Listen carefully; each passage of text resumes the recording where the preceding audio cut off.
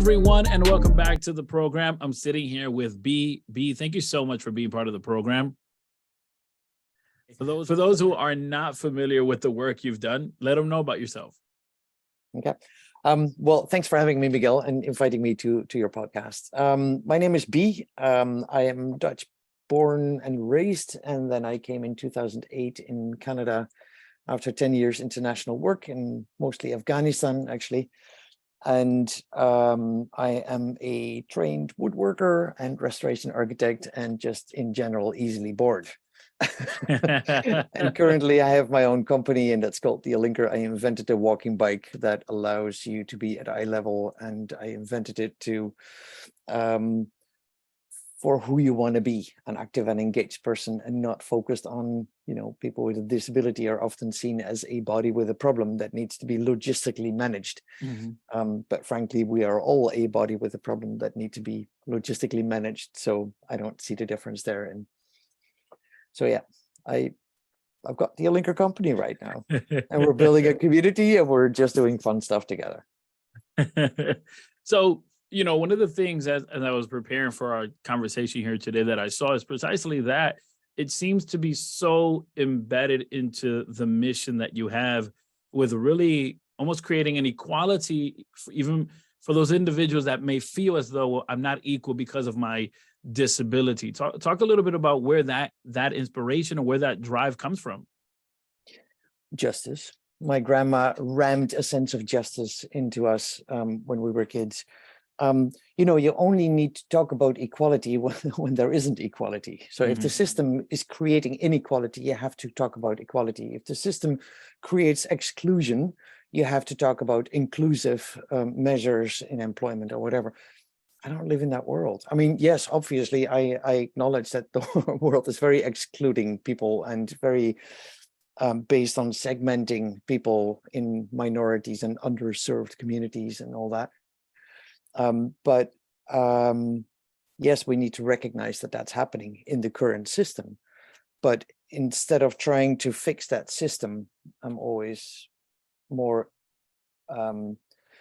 attracted to creating something that is attractive and imaginary to people, where people can dream. It's like, oh my God, of course, because when you design for people, no exceptions, people, then clearly there's no exceptions.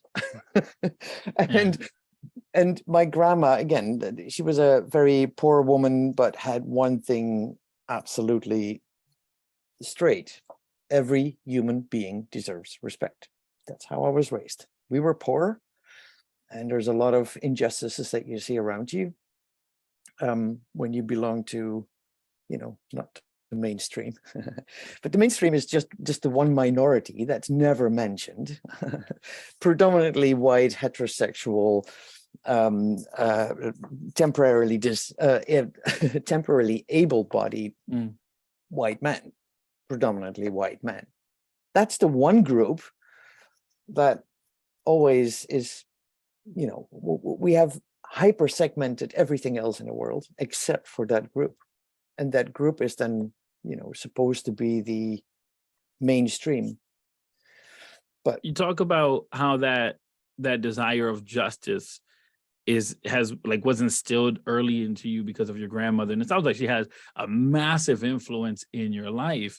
Still has, yes. Talk about that individual, or what can you provide? What strategy to that individual that's like, B, I feel a call as well. I as well have taken notice to these things, and maybe they may feel like, well, I'm just one person, but what can we do? Feeling like we're one person, but what can we do to have an impact? I think the biggest problem is that people try to fix things and try to do. Like, what do I do? It's not what you do, it's who you are. And I think really, like, decide who you want to be. That's the biggest thing you can do. This is not like the whole climate crisis, all the minorities, underserved. It's not a problem to fix. It really isn't.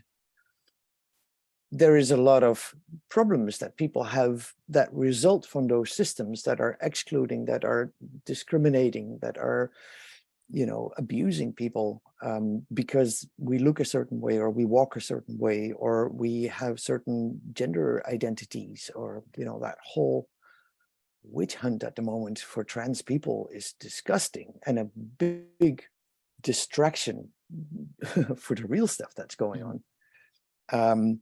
But yeah, it's for me, it starts with who you are.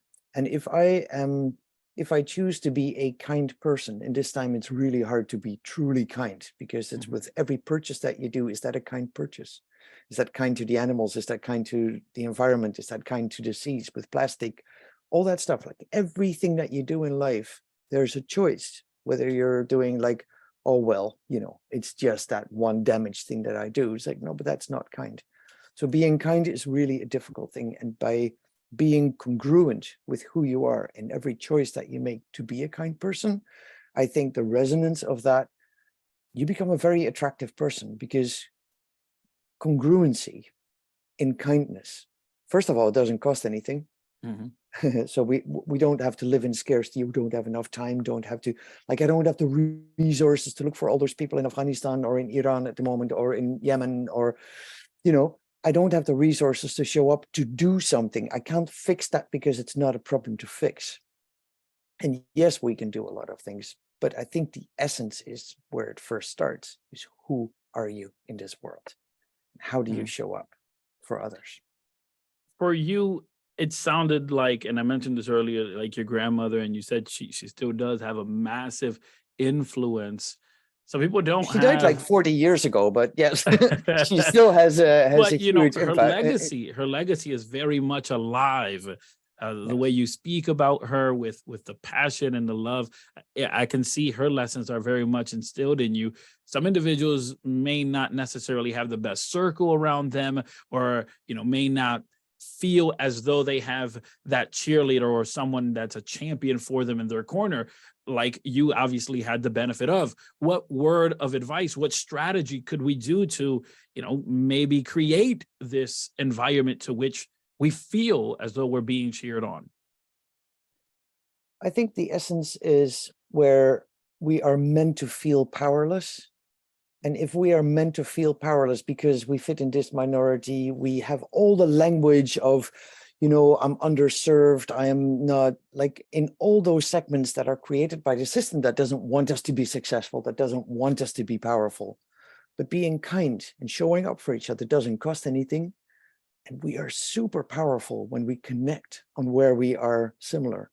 Like, how many people in this society, what is the percentage of people roughly? I mean, there's no percentage, but just as a hypothetical question, how many people can identify with feeling dismissed by a system that is not created for us, for our well-being? I think that's the vast majority of us understands what it feels like to be dismissed. If we connect on that and become a vast majority of people that want to just live happy together, we're super powerful, super powerful. Yeah, But the system wants us to feel powerless. So if we are in the role of, like, I'm in my own little minority of a gender, being a gender weird or whatever, and I'm fighting for my rights here, we're all fighting for our little rights in our little segment. And we continue to feel not powerful. That's exactly what the system wants. That's exactly where the system thrives. We need to overcome our differences from what we look like or how we move to who we are and what our experiences are in this life, to come together and to mobilize and to not do certain things anymore that sustains the system that kills us. Yeah, that's a very powerful perspective, and the way you've presented it, because we often assume those things that make us different are the very things that divide us, when it ought to be that those things that make us different, that make us unique, that make us, as you call yourself, a weirdo, right? Those things that make us that are the very things that, as you're saying, should unite us and make us kind of rise up and make a difference. 20 years ago in Afghanistan, I had a very life-changing experience. I walked into a village. It was 50 degrees. It was a tiny little village in Afghanistan. And I just arrived in the country, and I was like, what the F am I doing here in this village? Who am I as a European walking into a rural village in Afghanistan with my little project? I'm coming to rebuild houses. Like, who the fuck am I? Seriously. And I was wondering, like, you know, so this woman comes out of this village and she talks to me through crappy translations, but the conversation was that she said, I see you're wondering. And I was like, yep, got that right. And then she said, you think you're this European that comes here with the, she didn't say that literally, but it came down to like, you think you're this Hariji that walks into this village with a project, and you think I'm this old poor woman that's never left this village. But I would like to invite you to my house. She invited me to her home.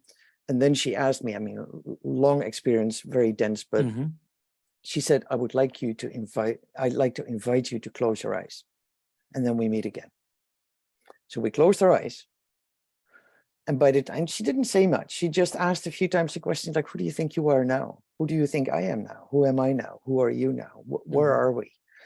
And the one thing that came to me over and over and bigger is like, we are all one.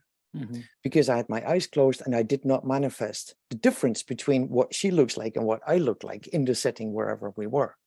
We were one. And by the time she asked me to open my eyes, it was 4 hours later. I had no idea that it was 4 hours. That changed my life forever, because all the external factors that we identify with keeps us small and divided. So you close your eyes. If you and I close our eyes at the beginning of the call, I mean, I can see I'm talking to a man with all the identifying things that you have and all the identifying things that I have. And I think like, oh, we're very different, because we're not that different. Right. We're just people that are born as little, ugly little creatures, naked. And we just want to be happy. Well, I can just tell, looking at myself, I was definitely not a good looking baby. Anyway, but we just want to be happy creatures. Right. We love to coexist. We love to, be in community and to thrive together.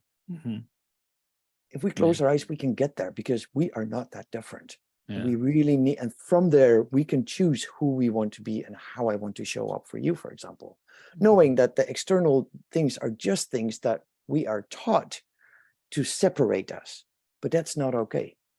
I can't be friends with you because I was taught that a man looking like you is like, ooh, something to be careful for. That is not who I am. And so I refused it, but it's a lot of work to undo all the stories that we've been told by advertisements, by the media, by whatever. I don't want to be that person that hates somebody based on what they look like. That's insane. So it is, to choose who you want to be is really undoing all the conditioning that's been done in this system that trains us to be consumers over the back of the most of the world, and over the back of environment, and ultimately ourselves, because we're killing ourselves. Right. Yeah. Do you want to be the person that supports that system? If no, then it takes some work to undo those conditionings. And it's important that we do that. It really is important. Yeah. My mother used to say that each household or each person is a world unto themselves. And in that sense, it's like, in the macro sense, right, there are these systems that have been created that we can't control. But in the micro sense, there are these systems that oftentimes our environment or even our limiting beliefs have created. Most often when the new year starts, individuals either set New Year's resolution or goals, or they have this one word that anchors everything that they do for the rest of the year. On that spectrum, where do you fall? Are you more of a New Year's resolution type of person, or are you a one word type of person? It's a constant choice you're making to be aware, to be willing to be aware, and to have the awareness have consequences.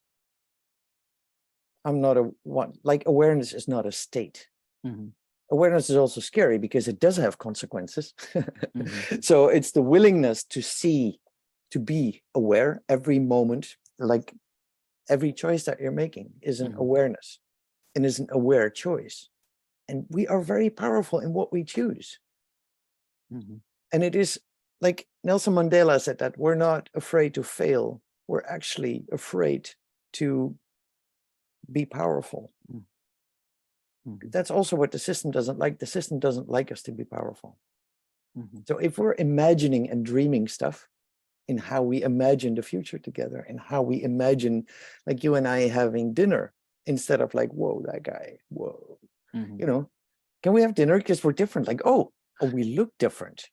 But Mhm. how cool is that to get to know each other? Mhm. How boring would it be if the whole world looks like this one?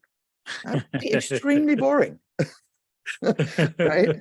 So I think that the difference is always where the attraction is. Like, when, Mhm. oh, somebody's different than me. Mhm. I'd like to know more. Tell me more. Like, I'd like to know you. Can we meet? Can we do something together? Play, have Yeah. fun together. It doesn't Yeah. cost anything. And we're so trained to live in that scarcity of that we don't have enough time and we Mm. don't have enough money. It's bullshit. We Mm. have everything that we need if we connect on the right things. B, if there was one word that you could establish that would encompass your entire life work, what would that one word be?